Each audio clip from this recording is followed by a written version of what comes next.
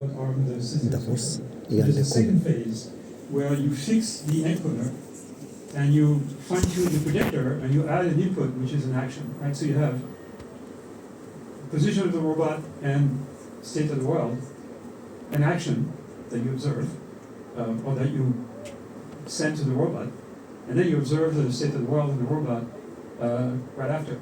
That requires two submodels, a model of the robot itself and a robot of the environment, and then maybe a model of the robot itself, a model of the environment, because the environment might evolve by itself, and maybe a model of the interaction between the two, right? So if I move my hand here and I close my hand, nothing happens, okay? That's completely under my control.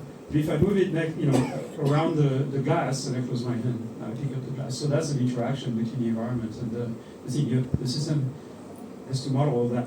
Now it turns out that fine-tuning phase, where you have state, action, next state, does not require that much data. And the data you can obtain through simulation. But it's not a simulation of a task, it's a simulation of just the dynamics of the system. So you don't need a huge amount of data. And the model that you get at the end is generic. You can use it for any task. So now you can use that for planning motion of a robot to actually pick up a glass or pour water into a glass, and it actually works. So let's do something else. Like I want to first go back in time to when computer vision started working. At least the geometric part started working long before that. But let's say the semantic understanding of the world. I would say that's essentially CNN started making that work about 15 years ago.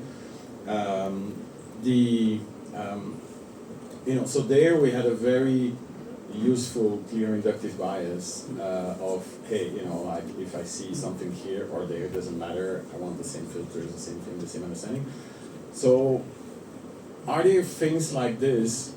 Then there's also, of course, the bit of lesson that's saying, like, forget all of that, if I see a cat up there, it's probably like a floating cat, so it's something very different than when I see it. I should not see a cat up there, so I suppress that, and so I don't want the same filters up there that I want them down there, and stuff like that. And so eventually, if you have enough data, forget about all these inductive biases and so on.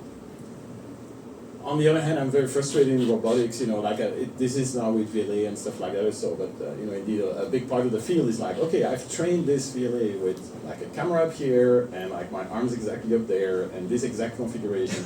And actually, by the way, I have a fixed background. Nobody can, this wouldn't work here. I did the exact background, the exact pixel, by the way, indeed, in their cases often, which is completely, but essentially, a lot of that is essentially perfectly predictable with, we have methods to kind of, transfer that to predicted and so on. Where do you see are there inductive biases similar to what we had with, with the convolutional kind of shift invariants essentially that we're bringing in? Like, are there similar things that you see on the horizon, or like things that could be applicable for the things we're trying out now in Embodied AI?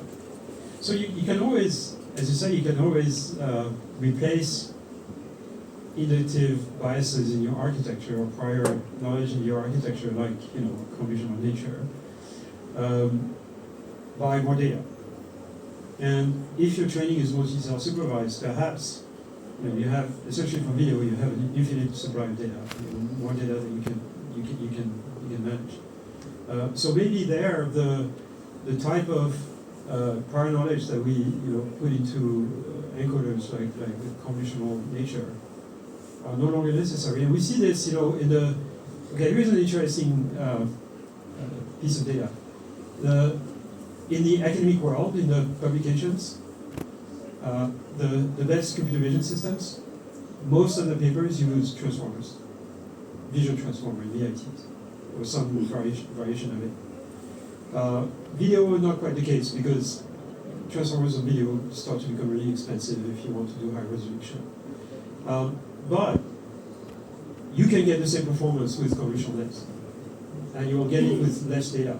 But if you have data, why would you kind of take the risk of getting a lower performance? So there is very interesting work by my NYU colleague, former FAIR colleague, actually, Sanin Che, something called Convex. So he sort of carefully fine-tuned all the tricks, in the convolutional net, transposing some of the tricks that I use in Transformer and say, look, you actually get, the same performance with complex as you do with Transformers if you do all the right tricks, if you spend the same amount of effort on it. So there's nothing really intrinsic about the architecture there, at least for images and certainly for video.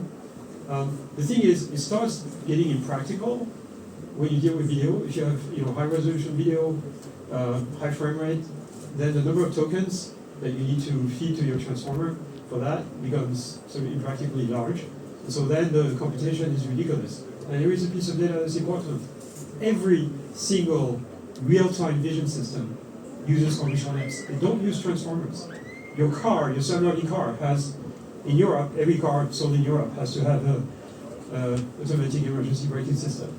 And it's a camera looking out the windshield that stops the car when there is an obstacle. Most of them have something that allows you to drive more or less automatically on the highway.